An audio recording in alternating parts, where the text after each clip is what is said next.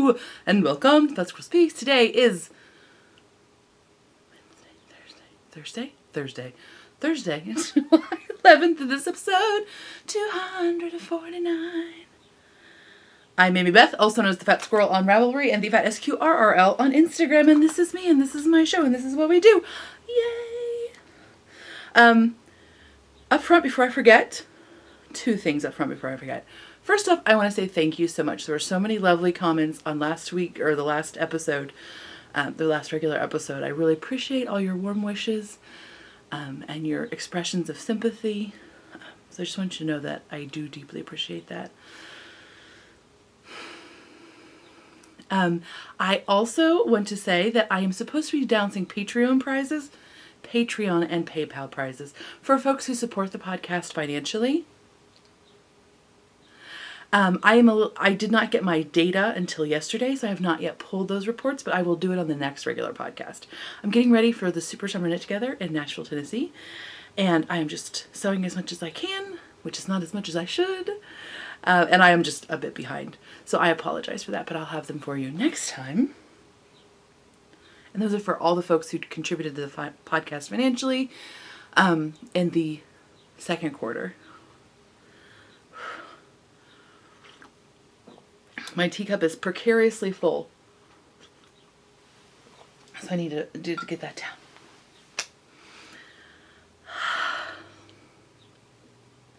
Okay, let's talk about shenanigans.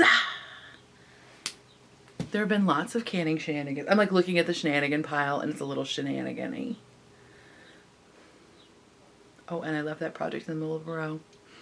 I told I was going to sit down and like do it before I started podcasting so that I could like get in the right headspace and like be grounded. But what would that be? Foolish, I say. So, oh my gosh, what should we talk about first? Chronologically first, I got these super cute. Sorry, there's a little fruit fly in here. It's driving me crazy. So I might be a little bit extra twitchy today. I wanted to show you that I got these super cute gauge cards, swatch cards from Bad Betty Knits. Her name is Bad Betty Knits on Instagram, and her website is badbettyknits.com. So she did send these to me, but I think they're super cute and a great idea. And also, did I say super cute? Because they're that times two. So the front has a fun little thing like swatch today, swear less tomorrow, where you can write down your gauge. You can do by pattern gauge and your actual gauge. So that way you could have this handy in your project bag. You could even like tie it onto your, let's not do that. But you could have this handy so you can, see the ideal gauge or the pattern gauge versus your gauge so that you can do that math. You have that right there in front of you in case you're like, oh wait, which one is my gauge 1.2 times the thing or is it 0.8 times? So you got it right there. And then on the back, you can write what pattern you used or, what pattern you're swatching for, your needles, your yarn, all that good stuff. So you'll have that handy when you do your Ravelry project page. Because like me, you do those really well. I'm trying to get better. And it has a little handy dandy ruler right there for you. Are you kidding me? So it's not just like a fun little labeling thing. It's like an actual tool, y'all. So they're super cute. They come in a pack with assorted. This might be my favorite. Swatches are lying liars that lie. Because they are sometimes. Should I swatch? Everyone's doing it. Okay, well, not everyone's doing it. I'm just going to say that. So aren't they adorable? Oh, here we go. There's the last one. You don't swatch? I, too, like to live dangerously. So you could do this as like your post-faux swatch card. Because, sometimes you've done a whole finished object as your swatch. But then if it's like out of Cascade 220, you write that down. You keep it in your little notebook area. Suddenly you know what your gauge is for Cascade 220 on 6s. I'm just saying. So thanks to Bad Betty Knits, yay. Okay, so those are the knitting related shenanigans. I have an itchy bug bite on my knee. Oh, I went out and watered the garden this morning and was promptly attacked by all of the flesh-eating bugs. I don't know what it is. If It's just that like I'm hot and like my body heat is just a target. Is it because I have the sexiest pheromones in the world? Can't help that. Just saying. Is it? I don't know what it is. They love to. Is it because I have a greater surface area from which to dine and I'm an easier target? I don't know. The bugs, they do love to eat me. Speaking of which, that brings us right into shenanigans. Oh my gosh, we totally went camping, not last weekend, but the weekend before, which was the weekend of my birthday. Thank you for my birthday wishes, okay? I'm 41 now. I'm not really upset about being 41, but it's just less fun to say than 40. Anyway, so we totally went camping, and usually I am anti-camping at the end of June, July, or August. I mean, end of June through August. Because I don't love to be hot. It's not my favorite. My husband actually really loves this kind of weather. He works outside. Now, of course, it was the heat index yesterday was like 105 or something. He didn't love that. But he is like super happy if the temperature is between 80 and 95. I, however, am like, I max out at 80. My usefulness as a human being is capped at 80 degrees. After that, I'm a whining, sniveling child. It's true.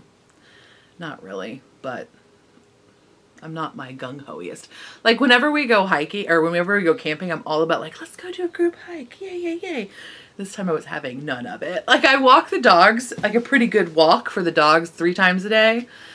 And even after the walk, which was like, I'm going to guess a mile. It might even be like 3/4. I'm like trying to imagine like walking around a football field, how many times it would be. It was definitely at least 3/4 of a mile, up to a mile. So like not a long walk at all. But, and like I got back to the campsite every single time. It was just like, I am so hot. I've reached maximum temperature allowances for this human flesh vessel. And then it was like, I was just hot for like 3 hours. And then after that 3-hour cool down time, I had like an hour of like, oh, this actually isn't too bad. We're in the shade. It's actually kind of nice. And then like an hour later, I had to go take the dogs for a walk again.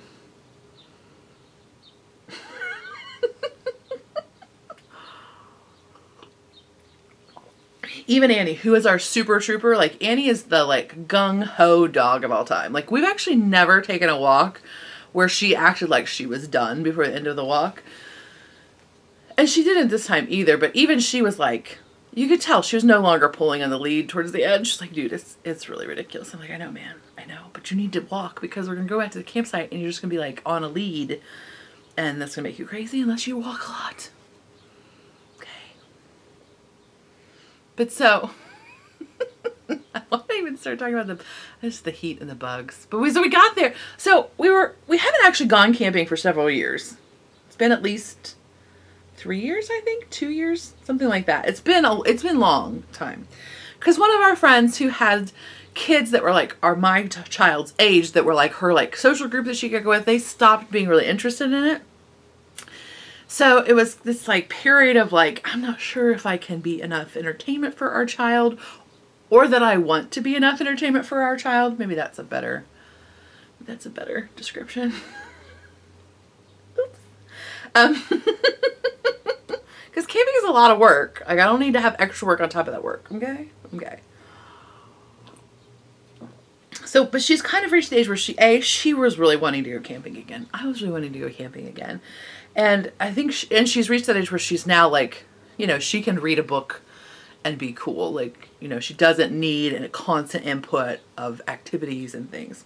And she's getting a little bit more independent in terms of like going out and socializing. Like she and our other friend's daughter went out and made friends. It was nice. That's a lot to say. We went camping. It's been a while. But so, like, there was just, like, lots of calamities. Like, we were going for 3 days, or 3 nights, excuse me. And one group of friends couldn't go to the second night because of work schedule. And the other group found out that they needed to go, they wanted to go to a birthday party, so they weren't going to be there for the first night. So the first night was just going to be our family. And then my partner found out he had to work the next day unexpectedly. So it was, like, gonna be just me in the toga. And I was like, honey, are you sure you want to go with just me for a night? Like, we can go in the next morning, or, you know, and that way we'll be closer to when other people are going to be there, so that you have, and she was like, no, I really want to go. And I was like, okay. So we went down Friday evening, set up camp, did the whole thing, and it was so hot. It was so hot. I was like, just like my own personal hot, sweaty waterfall. Like, it was not like a nice, refreshing alpine waterfall. It was just like a waterfall that went over the Everglades, into the Mississippi, into the Amazon. Like, it was the sweatiest, hottest waterfall coming off my body. And I was getting eaten up by bugs. Like, eaten up. Usually I go and I put bug spray on and I'm fine. But I think I was sweating so much that the bug spray could not like find purchase on my skin. So I was itchy and hot and sweaty, and we were so hot that we didn't even make dinner. Like, we didn't even eat food, which I am not a meal skipper. I don't know if you can tell. I am not a meal skipper.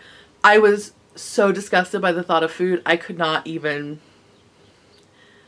It was just repulsive. She, who is again a preteen who eats a lot, she was just like, we brought her hammock. She's laying in her hammock, just like looking at me with this pitiful face. And, you know, I think part of it is like when there are other people around, like, you're not as likely to wallow in your like complaininess, right? We were not. We were completely wallowing in our complaininess. We were doing the whole like, why did we think this was fun? Whose dumb idea was this? I mean, it wasn't that bad. We were doing it in a lighthearted tone, but we were still like, you know, in your heart, like, well, this was a bad idea. Maybe things have changed in these 4 years. And I'm thinking, oh no, I've ruined camping for her. This is something she's been looking forward to. And now it's just going to be garbage time 5,000.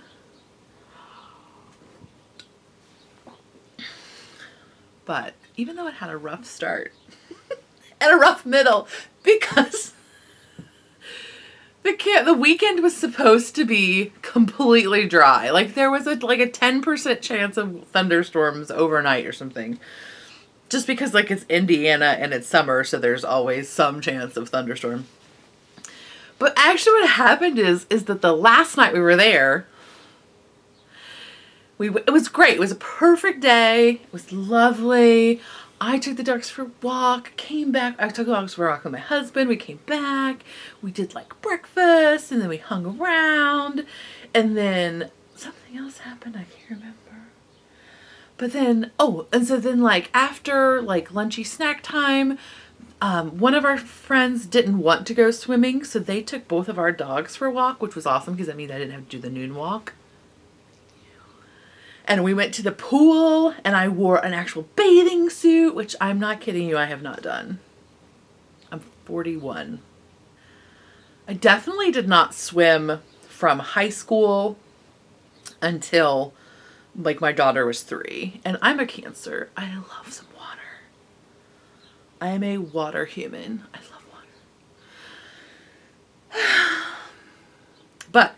And so then even when my kiddo got old enough to do swimming and stuff, I did go to the pool with her all the time. But I found swimming capris, which I felt much more comfortable in. I don't care about my arms. Like, I've gotten over that hurdle of like not caring. So I wore like swim capris and just like a tankini top, and that was lovely. And then I moved on to, up is the right word. Then I moved on to like dudes, swim trunks, which by the way, totally have pockets in them. They get swimsuits with pockets in them, y'all. Just gonna let that sit with you. Now, some of you might be like, well, you need pockets when you're swimming. Because a lot of swimming is not actually swimming, y'all. A lot of it is like getting from the car to the pool. It's the like like putting sunglasses for like tiny humans. Like, where am I gonna put this?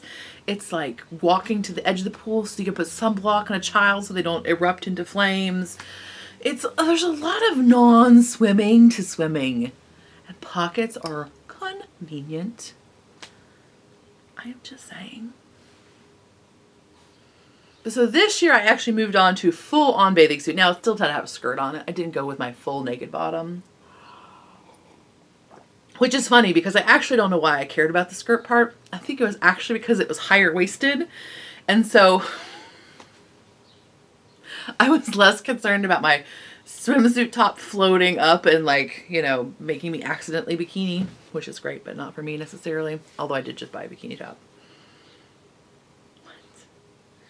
Who am I? I don't know. I'm a wild woman. So anyway, it was lovely. It was so watery and wonderful. And me wearing a bathing suit had no different effect on how I felt, like while I was actually swimming or frolicking. I was a little bit more aware of my physical form, but like it was fine. And nobody ran away.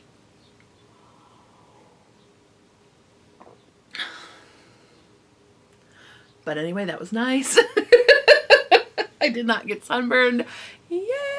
That's the other lovely thing about having Tova would have totally stayed at the pool longer, but having some like teeny age people in the group was helpful in that we weren't there for like 4 hours, because when Tova was a wee one, it was me fighting sun poisoning while I went to the pool. Rash guards are amazing. Yay, rash guards. So that was lovely. Then we got back and it was like, ooh, it's starting to kind of thunder. We were at the pool. We're like, okay. So we get back, the people get back with our dogs. We like are just like kind of chilling for a minute, and then instantly the heavens begin to open. And at first it was just a drizzle, and at first it was kind of nice because the temperature really dropped down. And we're having this just very slow, steady rain.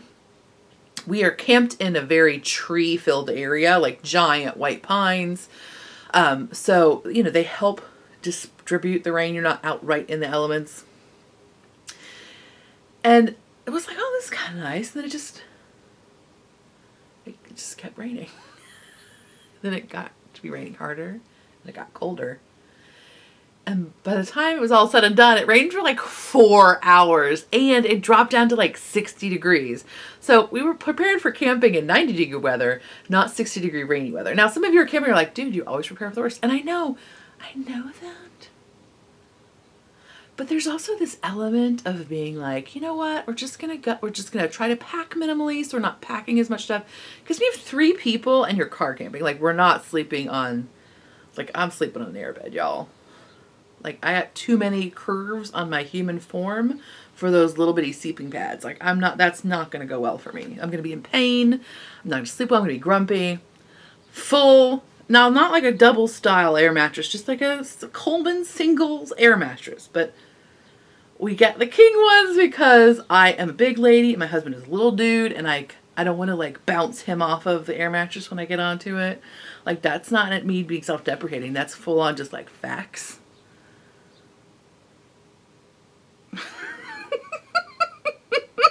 I also don't want to like have him sleeping on top of me because I have created a larger divot in the mattress that he cannot resist rolling into my gravity well.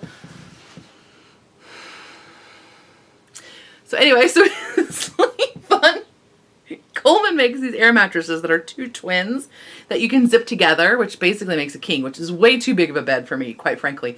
I'm a very big woman, but my husband is like one of those dudes who sleeps on like an 1/18 of an inch of the bed. Like, he's a slim dude and he sleeps right on the edge.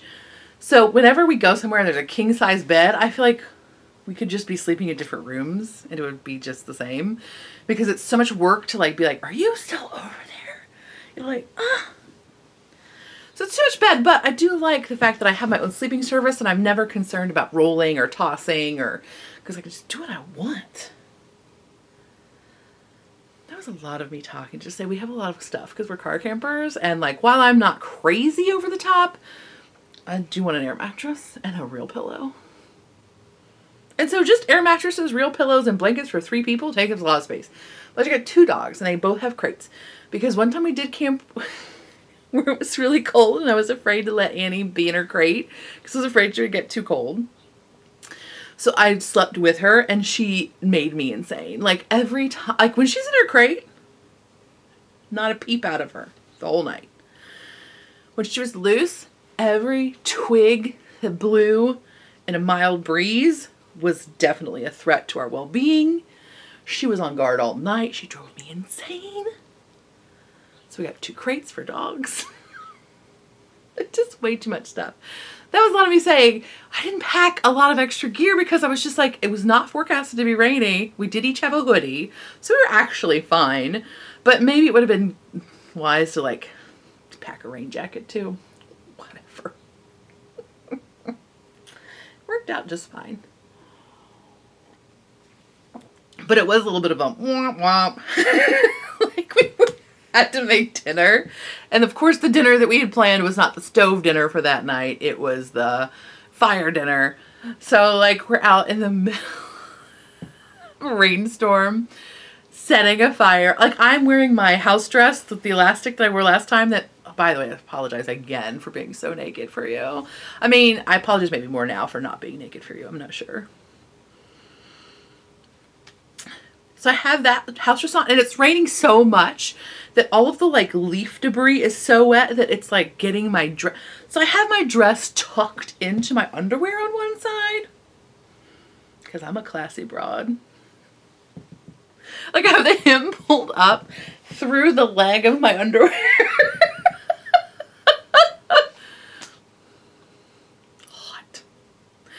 We're trying to make a fire. I'm like, I have every fire starter in the arsenal out because I am not playing around. My husband is currently hangry. I never get hangry because I have reserves. Unfortunately, the people in my life do not. I really do try to get them reserves, but I just don't have them. So when my partner gets hungry, he gets a little bit irrational. So I'm irrational because I could have just been like, dude, I could just make this on the stove. But when you're camping, you're like, why would I use the stove unless I have to, right? It's for coffee water and bacon. That's why you have a stove, not for dinners. So we're out trying to start this. Whatever, we totally did it. And Tova was super jazzed about trying to start the fire in the rain, which I really love about her. She was really into that aspect of it. There were even s'mores in the rain. She did good. Ended up having a lovely time. Except that I did get eaten alive by bugs. It was insane. I'm trying to look at like all that. There was also a point we went to this little nature center. They have this cute little, like most of the Indiana state parks, like the larger ones, have nature centers of some sort. And they're definitely not all state of the art. They're usually cute. And this one had it had a CCC, a Civilian Conservation Corps section, because part of the park we were at, which was McCormick's Creek State Park, was developed by the CCC. And so I love all the things about the CCC. I'm very interested in it. I find it I'm just intrigued by it. So there was like a section that was just a lot. There was air conditioning vents, which we may have just hovered over with our shirts bloused over them. It was pleasant to just suck up all the air conditioning in the place. I'm just saying, we paid a good fee for camping and the pool and the park entry. I feel like I was due that air conditioning. I felt completely okay about it.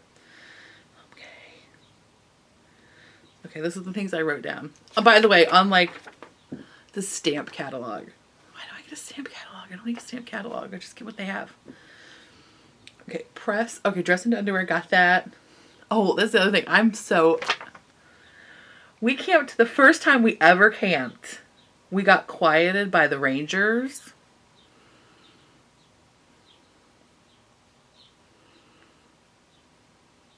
And I am such a rule follower, y'all. I'm a Virgo rising. I love a rule. There's a reason why as soon as my child turned 3, I was like, now we only play board games. Like I cannot do make-believe games. I feel like I'm somewhat imaginative human. Like I do really love to imagine all the way something can go wrong. I'm really good at that. But generally, I am a rule follower. I love to know what the rules are. And I enjoy following them. I don't necessarily like that about myself. In fact, I actually don't like that about myself, but whatever. It's a thing that is just part of my very fabric.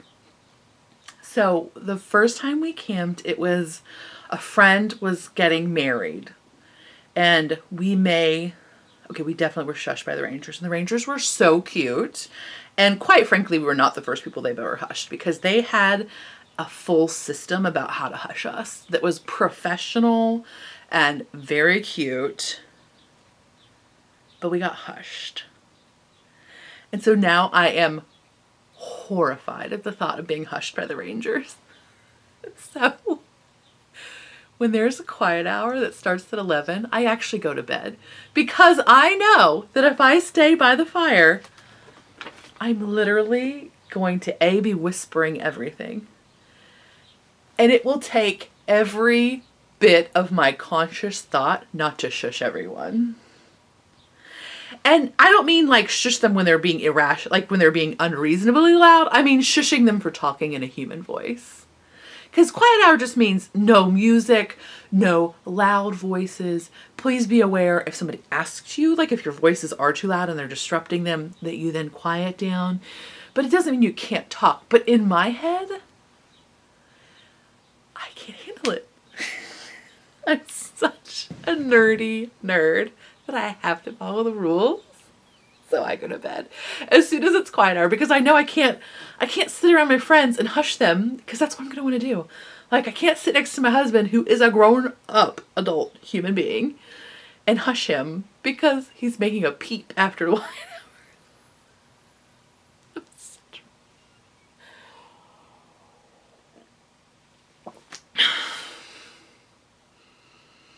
I have control issues. I'm working on them. But I'm not perfect yet. Even though my control issues make me want to really be perfect. Yay. I'm definitely going to be putting a skip to the knitting part in this one, because I obviously just talked forever about nothing. But those were our shenanigans. I did not knit a stitch. Not one. I don't think I've ever gone on a camping trip and not stitched even one stitch. Not a single one. I did, however, super enjoy, oh my gosh, the morning that nobody was there yet. It was just Tove and I went out and I walked the dogs. We ate a little something. I think I had a coffee and a cookie or something. And then I was like, okay, I'm going to let you just have time where you don't feel compelled, like you have to interact with me. I'm going to give you your space. You can chill in your hammock and you can read or whatever you need to do. I'm going to go in the tent with the dogs. We're going to just have a little quiet time. It was so nice. I just read my Anna Pigeon book. I really do love Anna Pigeon. I'm not going to lie to you. Have you read her books? That's not the author. That's the character. I'm very bad. I could not tell you right now who the author is if you paid me $1 million. But the series is the Anna Pigeon series. I'm going to find out right now. My brain just doesn't work the right way sometimes. Oh my gosh, I'm totally also listening to the Wheel of Time series. Oh my gosh, I do this all the time. I feel somehow compelled to go back and visit the Wheel of Time series. It's working much better for me this though, at 1.5 speed. I read up through like book 8 when I was in my mid-20s. Like all like super paperback style. And like I've really been wanting to revisit that, but I just can't get into them. But I'm totally listening to them right now. I'm really enjoying it. Nevada Barr. I knew that. Nevada Barr is the author of the Anna Pigeon books. So Anna Pigeon is a ranger in the national park systems, and she has to solve the murders. Okay. Seems like a perfect thing to read while alone in the woods at a park. Perfect, right? There's one point I was just laying on the air mattress reading my book, and it was gorgeously, beautifully green outside. We have a super car camper tent. We have a Coleman Instant tent, which I have really mixed feelings about, like the long-term durability of that tent. I'm a little bit concerned about it. But that said, it has enormous windows. Because I really like that. Because sometimes when we're camping, I still like to go hide from bugs. And I really love their giant windows. There are giant windows, and they're windows that you can zip close. So like if you're changing your clothing, you're not like tits out to the whole campground, which, I mean, I guess I shouldn't really care about like who's looking at my tent, but whatever. Sometimes you're like on, like this time we were on like a pathway between somebody's like the kids camp and the playground, and they were like a bunch of, so you know, it's helpful. Versus a lot of better quality tents have mesh, but then the rain fly completely covers everything, which is reasonable in rain. Hi, much more reasonable. I'm conflicted. But part of me really does love this stupid instant tent, even though I feel like it's only going to last like another 6 trips, which is ridiculous. I won't be buying a new one, even though I really like it. Anyway. It has like literal floor to ceiling windows. So you can like lay on your little air mattress, read your little Anna Pigeon book, and the breeze just goes across your body. You can just look out and see all the leaves. You look up over there and see all the leaves. So nice. Oh, I like it. But I'm just concerned about durability.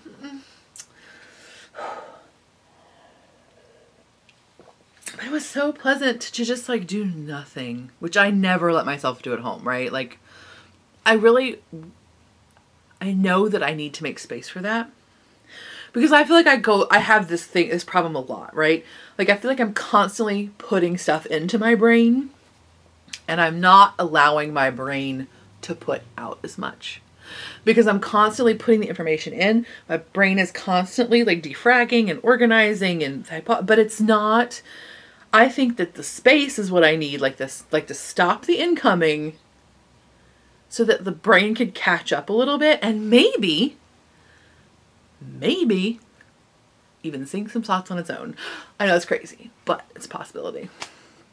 So I feel like that's what I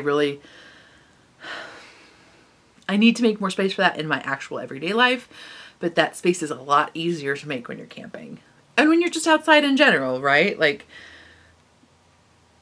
okay, I'm not going to get into it, but like there's a whole thing. I will maybe talk about it after I finish this Nature Fix book, but it's fascinating. Okay.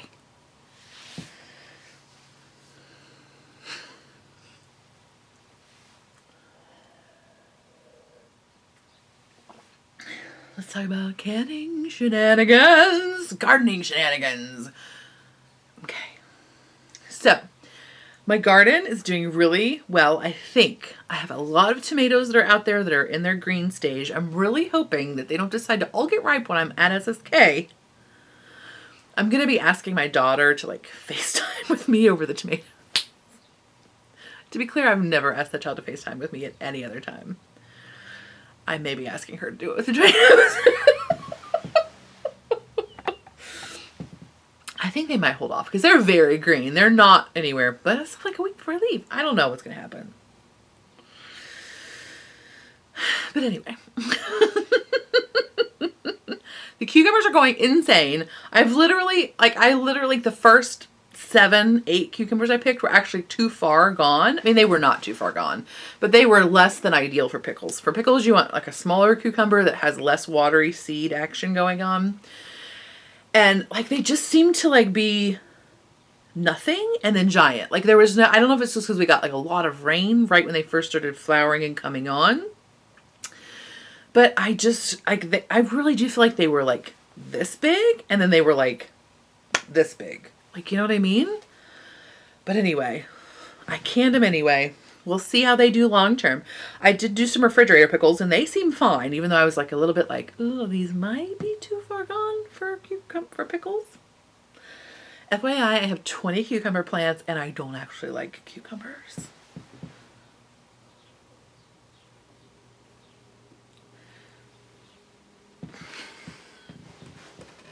They're all pickling cucumbers.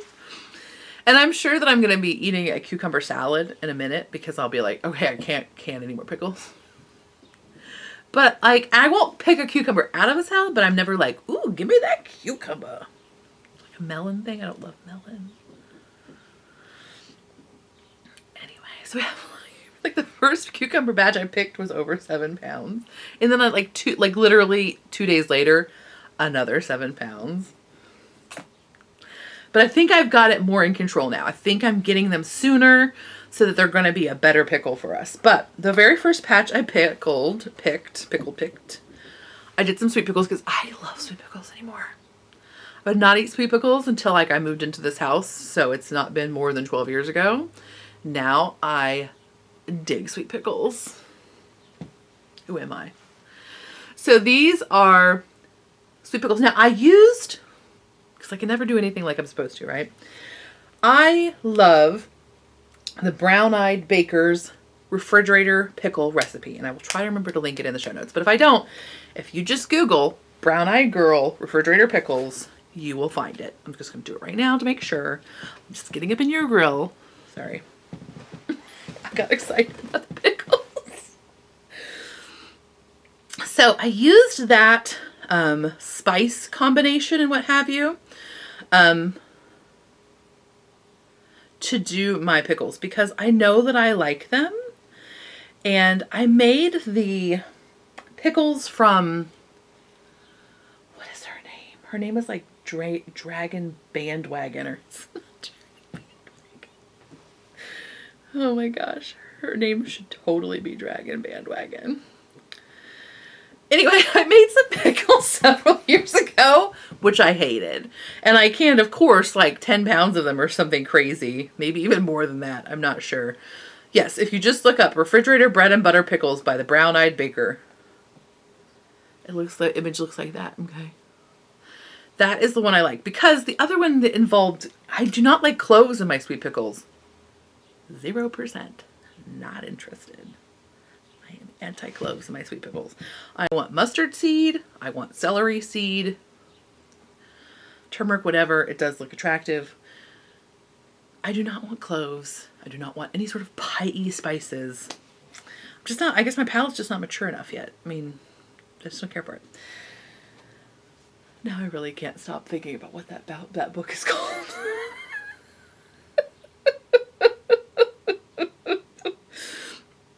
Anyway, I learned that I do not like the sweeter spices in my pickles. So this year I just did, basically what I did was I used the canning technique because of course, as I just read to you, those are for refrigerator pickles. And I've made probably 15 batches of them. I mean, I've made a lot of them. But I have not canned any yet because of course there are no canning suggestions. So what I did was I used the canning instructions from this book. It is the America's Test Kitchen, and I really do generally just trust them so much. I used this, and there has this very unique method which I have never used before. I've never read it anywhere else. But you, instead of like bringing your hot water bath to a boil, you actually maintain it at between 180 and 185 degrees. Now, I'll be honest, when I read that, I thought, that sounds awfully fussy. I'm not sure if I'm going to like that or if I'm going to be able to maintain that. Well, the first time I did it on the stove in my regular hot water bath canner. It actually was surprisingly easy. Now, I do have a gas stove, so I do have a little bit more control than an electric stove. But I thought, you know what? I have an induction burner, which will work with my hot water bath canner. I'm going to try the induction burner. Because in theory, you can set it to a certain temperature. It did not work for me. At all. Like 0% did it work for me. It was very hard to get it up to temperature. I think my burner probably just isn't strong enough. Because I mean, I have like, what is that? Like a 25 quart hot water bath canner. It's like the big enamel pot, like a lobster pot.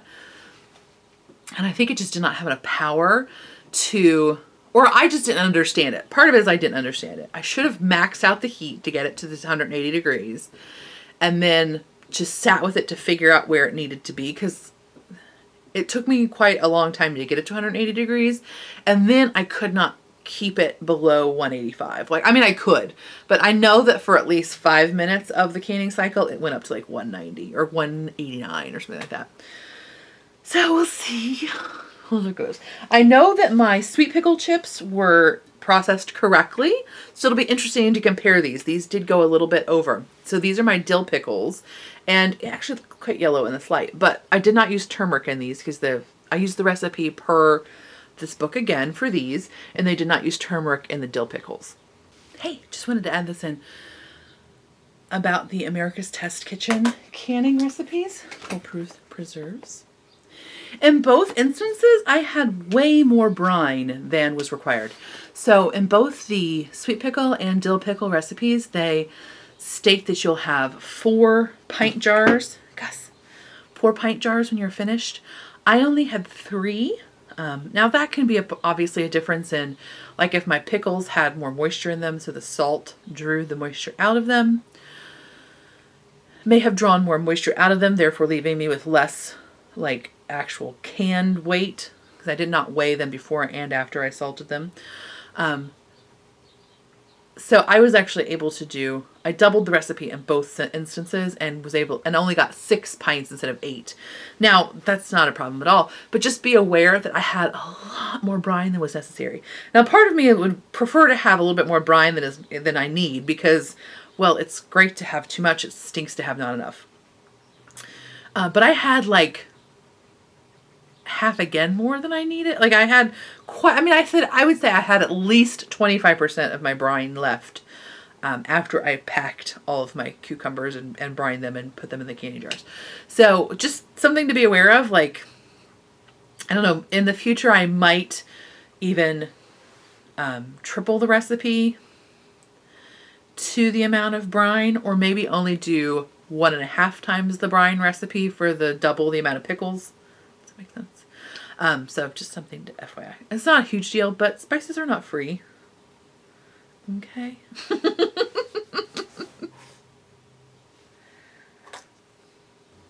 I did cheat. I did not have actual fresh garlic. Actually I did, but it was too dried out to use. I hate to admit that. But, and also it used a ridiculous amount of fresh dill.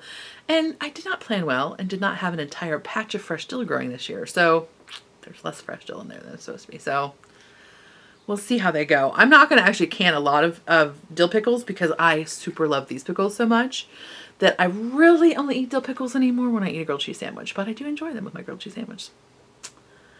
So what are you going to do? So anyway, it'll be interesting to compare these because I know these went slightly over. I'm trying to see if you can see. See, some of the pickle slices were quite big in my original, and I got a little bit better, but even some of these are actually quite big still. We'll see how it goes. Another thing that I do that is weird is that I do actually mix in some black mustard seeds with my regular mustard seeds. One time I didn't have regular mustard seeds, I only had black mustard seeds, and so I used those exclusively in my refrigerator pickles, and it did make them super mustardy, like a little bit too mustardy for me. But I do like to mix them in a bit. Just gives it a little bit more kick in my mind. So I do put them in. I would say I use like 1 part black mustard seed to 5 parts regular mustard seed. What else do I do that's weird? I don't use all the peppers and stuff because quite frankly, I like the onions, but I don't really care for the peppers when they're sweet pickled. And they're attractive, but they don't really do it that much for me. And I did put some red peppers in here, some tiny red peppers to see how they'll do. Now my refrigerator pickles I really do, this like 7 pounds pickles is 7 pounds pickles and there's 3 pounds pickles in my refrigerator. And I have a whole bunch of pickles still left here. Cucumbers, whatever. I did just put red pepper flake though in my refrigerator pickles, and I think I'm going to do that because it was like, I've tried to put hot peppers in my sweet pickles because I actually do love a little bit of heat in my sweet pickle, but it seems like no matter what I do, they're never actually hot. But the red pepper flake I think was the way to go. It was much more, like it's because hot peppers are sometimes in varying heat levels, and it's a pantry staple, so I don't have to worry about like timing things correctly to get the peppers in when the cucumbers are ready and all that stuff. And it's just easier. So I think I'm going to go towards the pepper flake, but we'll see how these do. Just curious. Just love to experiment. So there's my pickles. And then I also made some more nectarine ginger jam. And now this is the first time, so here's my nectarine ginger jam. This is the first time I've used this product. It's called Pamona's Universal Pectin. And unlike your traditional pectin that you're, oh, I forgot to mention that. Okay, stop. Per the Ball canning recipe too, I did use this Pickle Crisp granules by Ball. Did I say by Ball? No, I mean this is by Ball, but per the America's Test Kitchen, I did use this in my cans. I have used this product before. I do think it is nice to keep your pickles a little bit crunchier. I don't think it's necessary by any stretch of the imagination. But you can, I could not find this. I actually lost this in my house, my giant palatial mansion. But as you can imagine, as a person who has black mustard seed, I have an insane pantry. So I could not find this forever, and I was panicking. So then I looked online. It's really hard to find anymore. Now you can buy it in bulk, like Hoosier Hills Farms, like has it on Amazon or whatever. But you buy like 1.5 pounds of it, which is still a very reasonable price. I think it's like $10 or $12. But literally you use 1/8 of a teaspoon in a pint jar. So I mean, this is gonna last me plenty of time. I don't need 1.5 pounds of it. This is only 5.5 ounces. Neither here nor there. I did find it. I did use it per this suggestion.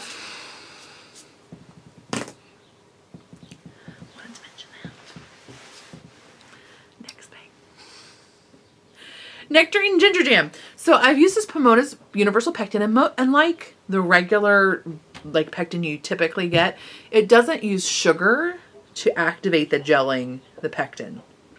It uses calcium water. So it's like kind of a two-part situation. There's a little package of calcium in there. You mix it up into some just plain water, and then you measure that into your initial fruit batch. So in this case, I doubled their recipe. That's another thing. It's supposed to be able to let you double recipes for jam, which normally you don't do. So put my nectarines in. I think my recipe was 8 cups of nectarines, which was double. I have 4 cups times 2. 8 cups of nectarines. You mash them up. You put your 1/2 cup of lemon juice in there. Don't use real lemon juice. Use that fake stuff. It's consistent. Everybody tells you to do it when you're canning. And then you add the calcium water in there. And then you cook that, get it to a boil, and then you add the pectin. You combine the pectin with your sugar, like mix that up ahead of time, and then you combine all of that into the boiling fruit, get it to a boil again, and then you're ready to can. So it's very easy. It's just like one tiny step further, and you don't have to worry about putting as much sugar, because usually you need a lot of sugar for the pectin to do its pectin-y thing. And so lots of times you're going to have like anyway, you have a lot of sugar in regular jam recipes. And it's nice because it does preserve the fruit and color. The color and flavor do preserve longer with sugar because sugar is a preservative. But, I don't know, I would say definitely color, but maybe not as much flavor. Because I do have some strawberry jam that I canned using a low sugar. Ball does make a low sugar pectin. And I did can them, just a hot water bath. And while they did lose color and they did not look as attractive, they did have a sort of gray color, especially on the top where like more of the chunky fruit had accumulated. It did still have a very good flavor, but it was less visually appealing. So sugar helps you keep that color, texture, and flavor longer.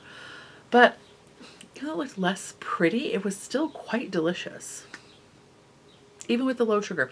So I'm trying the low sugar with this, and it's not, I didn't do super low sugar. I mean, it's basically, it was 8 cups of fruit, the nectarines, and you don't have to peel them.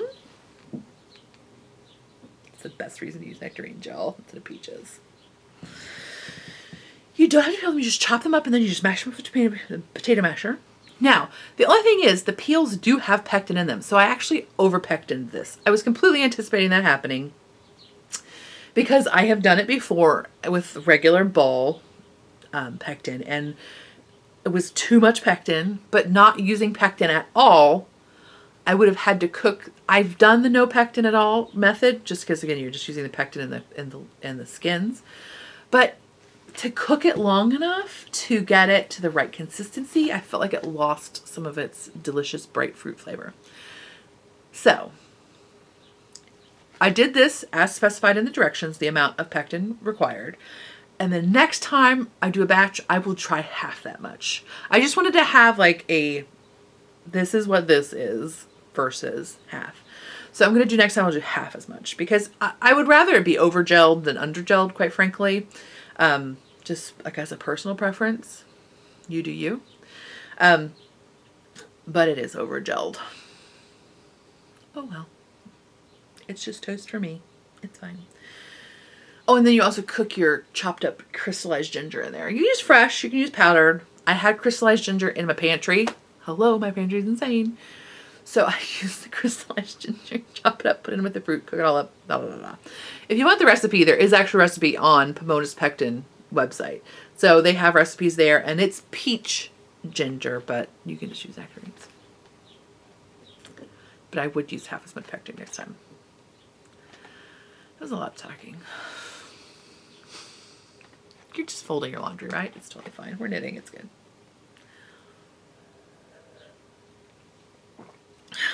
Anyway, so I'm excited about my nectarine ginger jam. It's one of my absolute favorites. Okay. Gus is exhausted. He's laying next to me and he's just like, Mom, shush with your face and the talking. Do you want to talk about knitting? We should have talked about that. Okay, I have some spinning to talk about, but I'll talk about next time because I do really, last time I totally misspoke. I said that I purchased some Tarhi from Tar Heel Billy Farms. It is actually American Tunis. I just got switched around in my head and I am enjoying it so much. I have finished like the pink component. I'm going to do a ply of pink and a ply of natural white. And I'm really enjoying this American Tunis quite a bit. I, for some reason, thought it was a more hairier breed. And I think that's because I have read that it's closely related to the California Red. I don't know what to think. Which does have some like more guard hairy texture. But it is definitely like a downy. It's spinning like a downy breed for me right now.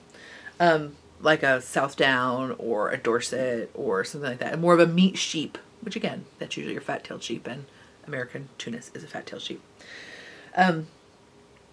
So I'll talk about it next time, but I am really enjoying it, and I did want to correct that. It was not Tarhi that I bought. It was American Tunis. Okay. Let's talk about knitting. I have a finished object. Yes. I finished my Magpie Tendency. Yes, I did. What? I will do a finished object video with it when I come back from SSK, in which I will show you full pictures and stuff. So again, these are not Etho pictures because I need to actually, like, I just hung it upside down to dry so that I need to steam the hem out to make it even. And I'm not wearing a real bra again, but just to give you an idea. And then I'll give you a better picture when I do my FO video. Boop. I'm going to put a little tag in it because it's hard to tell the back from the front. Yep. But it is like a super, like I'm a 56 stitch bust, y'all. A 56-inch bust. Oh, if only I was 56 stitches, that'd be so fast. I would be tiny though. Like this big. Even my baby sweater I'm currently knitting has more than 56 stitches on it. So it's just one skein of fingering for the top and then a skein for the body. I mean, look at that match. Can we just discuss? Maybe I'll remember to put a finished object picture in here. I'm not wearing a real bra though. Styling will be good. But anyway, so I did not have enough to do a full 3/4 sleeve.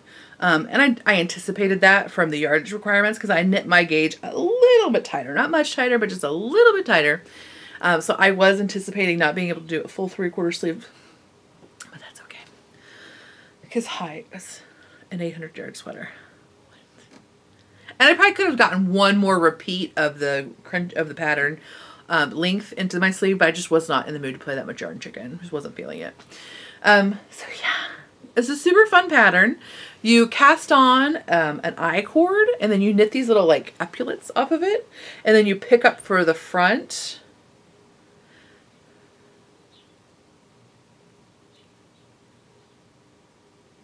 You pick up from the back and then you knit down to the arm where the armhole would close up. And then you pick up and do the front down to where the armhole will close up. Then you join it all up and knit the rest way down. Right. So she now has a V-neck magpie and she has a kid's magpie. So let me see.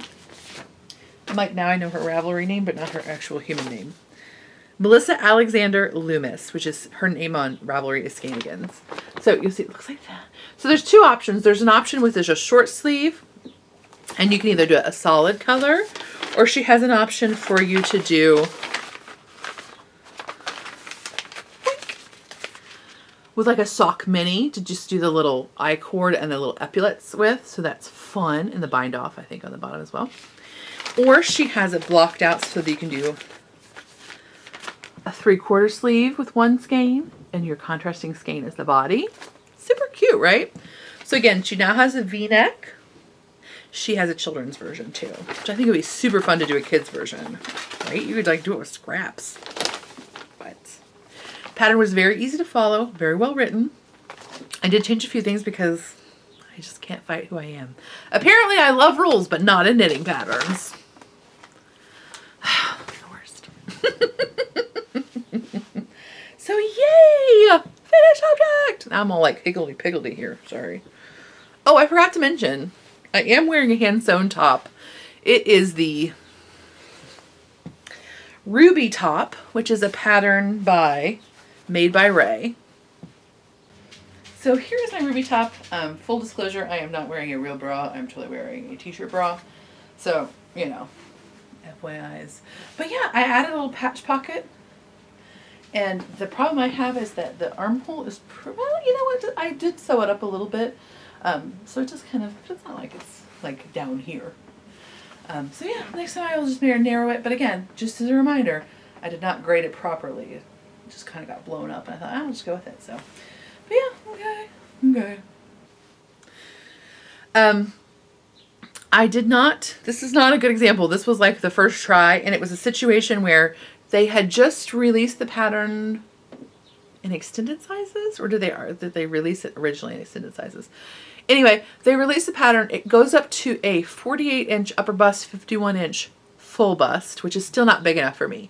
So I knew I was going to have to grade it up. Well, I actually did the copy shop printing of the pattern, and I must have not ordered it correctly, and I didn't check when you print something at a copy shop, there is a test square. It's like this square should be 2 inches square or whatever. Well, it was 25% off. They had actually expanded blown up the image by 25%. I didn't think to check before I left, etc., etc. So it was graded up essentially, but not properly.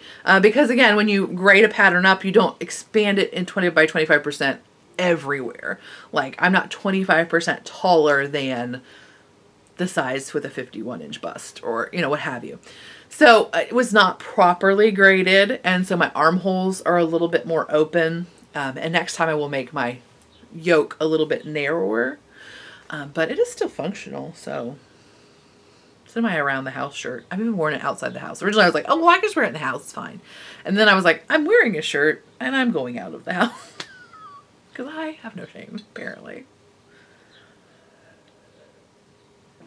I think there are benefits to being so far outside the body ideal that you're just like, I think there are benefits to that. We're just like, there's nothing I could do that would make me palatable to you. So why would I do anything? Just saying. I'm just saying. So there's that. Yay! And so then I cast on another sweater. So I cast on the Nordiska, which of course is by Caitlin Hunter. Here is the big image of the pattern. So now this, here, I will show you the schematic, because I don't think that that's, so it's knit with a very deep armhole, which I'm not doing, because again, I like rules, but not in knitting patterns, apparently. I will have a traditional fit. I will have more positive ease in the body than I normally would, but I will not have the armhole that side that deep, because as a person who has actually knit sweaters for my size that actually had that crazy deep armhole because they didn't grade the pattern correctly, or I didn't understand how it was graded and how to modify it to make it work for my body. It just reminds me of that, and I don't like it. It's like, oh, this is how a sweater would have fit when it didn't fit before. And now it's intentionally that way, but it just reminds me of the other thing. Do you know what I mean? So I'm just going to do it as a traditional fit. I'll just do traditional rates of raglan increase and what have you. But here's my yarn. I'm totally knitting a variegated sweater. What? So this yarn,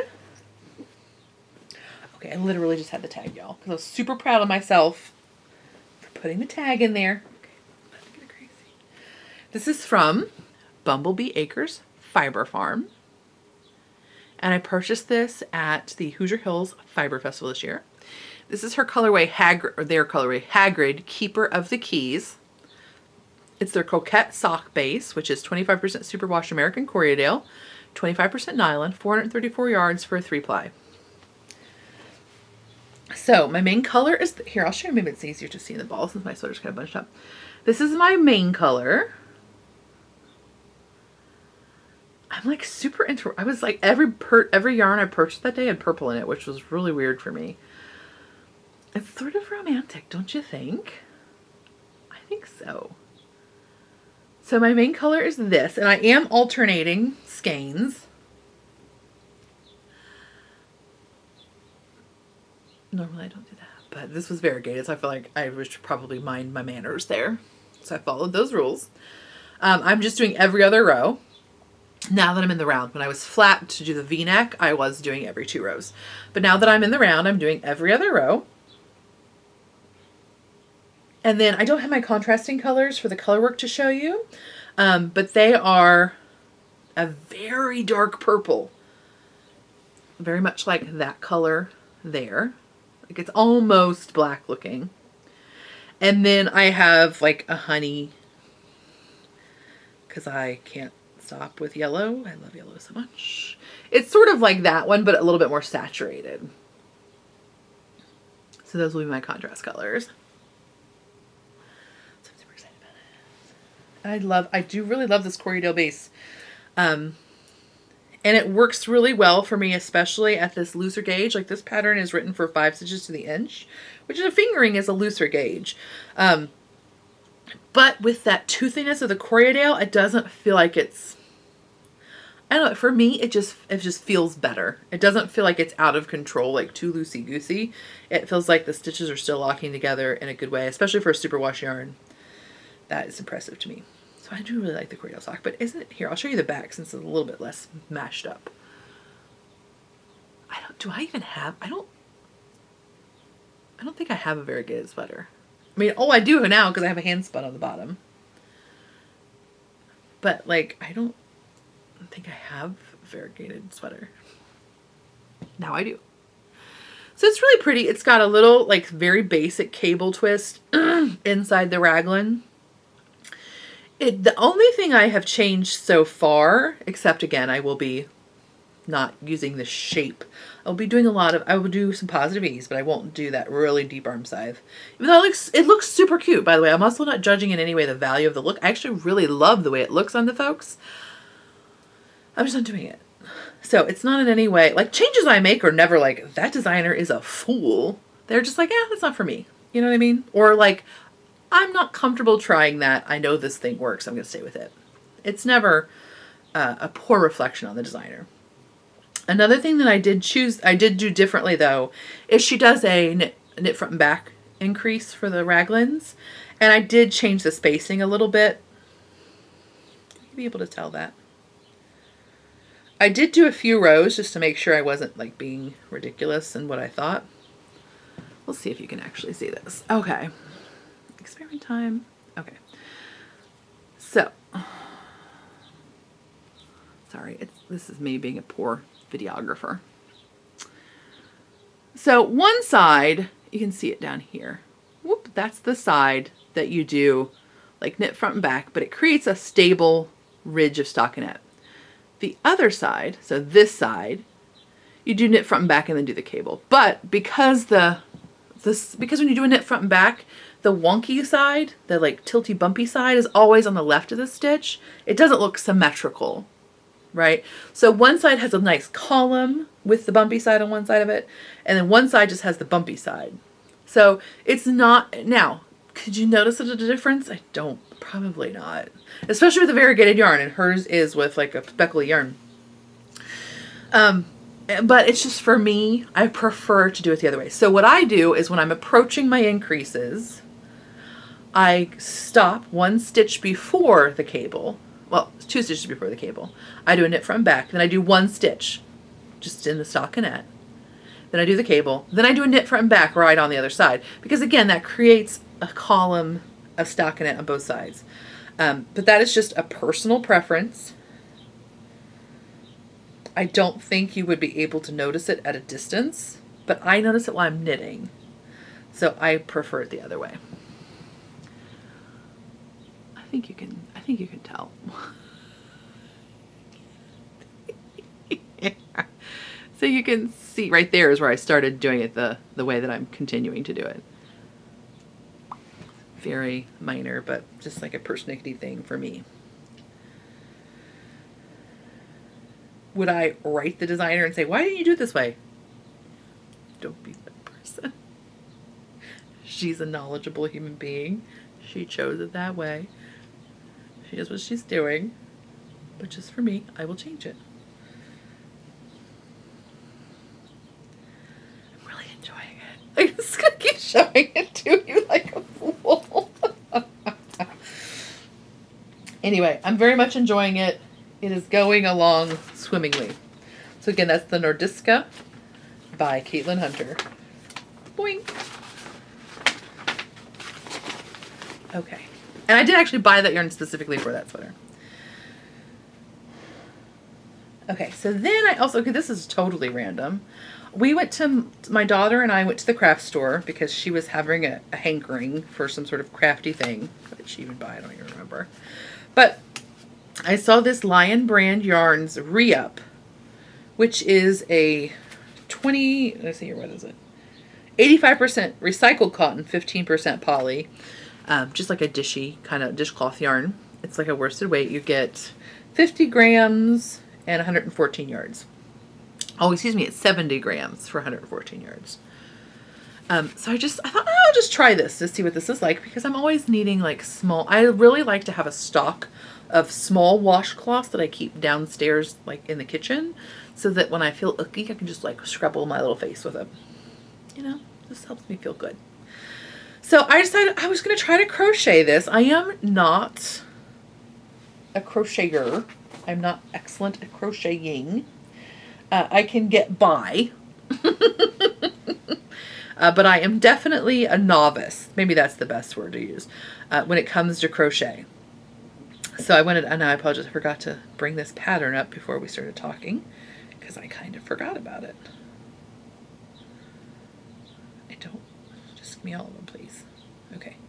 So this is the Spa Washcloth Pattern. It is a free pattern on Ravelry, and it is by Kate Alvis, A-L-V-I-S. And the reason I chose it is because my problem with crochet is that I kind of never know where to put the stitch. I mean, I can get by, but I still have this like moment of like, So I liked this one in that you're crocheting, most of your crocheting is happening in the chain stitch. Like you do a single crochet, a chain, and a single crochet. And the next row, you're going to be stitching in that hole, that gap between the 2 crochet stitches. So I like that method more. It makes me feel a little bit more like, I have a tendency to have my projects kind of do this if I'm not really careful. So here is my just like little crocheted mini washcloth. So I'm going to see how that does. It was very pleasant to work with. I was kind of worried because it seems like it's not super tightly plied, but I didn't really have an issue with it splitting or anything like that. I used a size G 4.25 millimeter hook. That was smaller than what was recommended. But yeah, it's a little tiny washcloth. We'll see how they wash up. I have 2 of them. The other one is in the wash. I mean, it's not washing right now, but it's to be washed. I did not do this perfectly. I forgot. I did you do this thing and then you do a row of single crochets around it. And I only did 3 sides, not the 4th. Whatever. It's just for my face. My face doesn't care. So yeah. And I think I'll be able to get at least 4 out of this skein, if not 5. So I'll see how that goes and I'll let you know. Okay, so the next thing I'm going to show you is, I'm going to show you really all my pores. I get excited. I'm like getting really close to you. So the next thing I want to talk about is a baby sweater. Now it's not for me. Settle down. Settle down. It is the stepdaughter of a friend is having a baby. She's a very young mother, and so I definitely wanted superwash, but I was having this like very nostalgic moment which is weird. Like, how old is my friend's daughter now? My bestie's daughter, her first child, like 17 years ago. Oh my gosh. So old. I knit her this adorable houndstooth cardigan and like a pair of overalls. And it was lavender and white. And it was Dalegarn baby wool. Do you say that? Is that how you say that? I don't know. And so I was like, oh, when I thought about having baby able to knit for baby, I was like, oh, that would be so awesome. I wanted to like have that nostalgic, like, I'm Dr. Brown's housekeeper and I'm knitting stuff for baby. I just like that. The texture of that yarn is very vivid in my memory. It's a multi-ply yarn. I'm not sure, but it's definitely 3 or more. I would say it's probably 4. Fingering weight, and it's 100% superwash wool, but it's not merino. It definitely has a toothier feel than a merino, but it's not scratchy, but it's not merino. I guess that's all I need to say. So I was really like, oh, and so I was excited because I was like, oh, you're gonna get some more of that yarn. It does no longer available. And so I tried to find something that's similar, and I am going to try a few things. I have some Rowan 4-ply, but it's a merino, and I'm going to try some Louette gems, even though they're a 2-ply. So I'm going to try some of the, because I wanted superwash wool, because, did I say that she's a young mother? And I'm not going to give her hand washes. I don't think that's going to happen. So I was really not wanting necessarily a merino, just because I'm contrary, I guess. I don't know, I'm the worst, right? I'm the worst. But so I put out a text that was like, does anybody have suggestions about this very specific thing I'm wanting? And I'm sure they were all like, but I did get some good responses. The Louette gems was a good suggestion. And then also I totally forgot. I have some yarn from 2 Dye Crew, which I purchased at the Hoosier Hill Fire Festival. What? Look at me using my yarn I bought. So they do natural hand-dyed art yarns. This is their 100% superwash Polwarth base. It's 100 grams, 437 yards, and this is their Firefly colorway. Boink. Now, it's probably showing up, in this viewfinder, it's showing up a little bit more yellow. It is definitely more of a butter yellow. It's a very soft...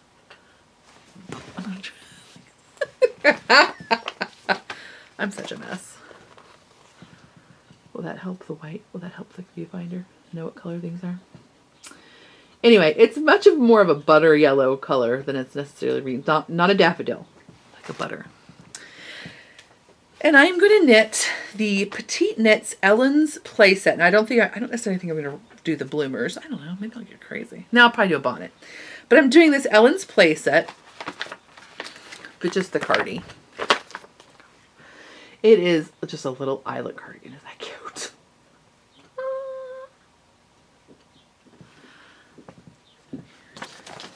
So here it is so far. I'm in the middle of the row, so I apologize. I meant to finish, as I said earlier, I meant to finish that up and just got distracted by all of the things.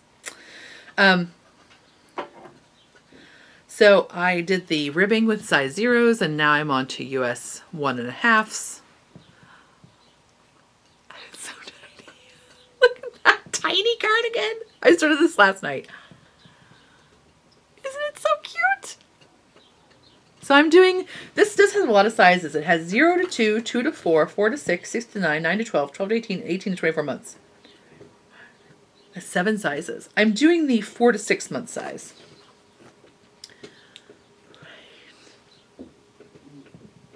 So one of the things I was disappointed about was in the color options for all the things I found, there was not a good gray. And I did see that Rauma, is that how you say it? Rauma, the Norwegian company. I really like their, I've purchased some of their fingering weight wool from the Woolly Thistle, and I really like that wool. And I can imagine, they do have a baby yarn. I can imagine that that would be very similar to the Dale Garn. But I didn't have it anywhere close. And it was a little bit, it was like $12 or $13 a skein, which is not, for a 50 gram skein though. It's not terrible, but I don't know. I do have other yarn.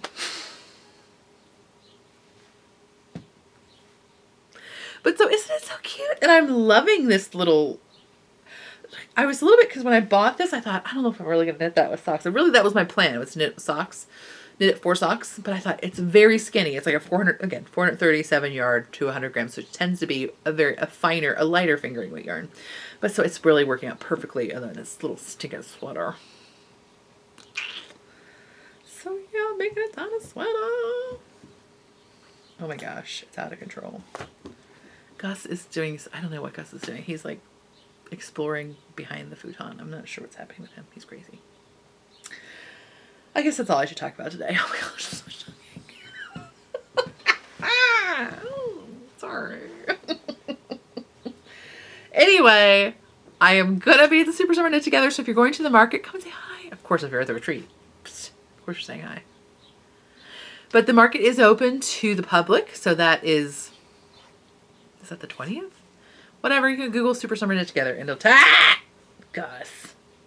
He tried to eat my sweater. It'll tell you all about it.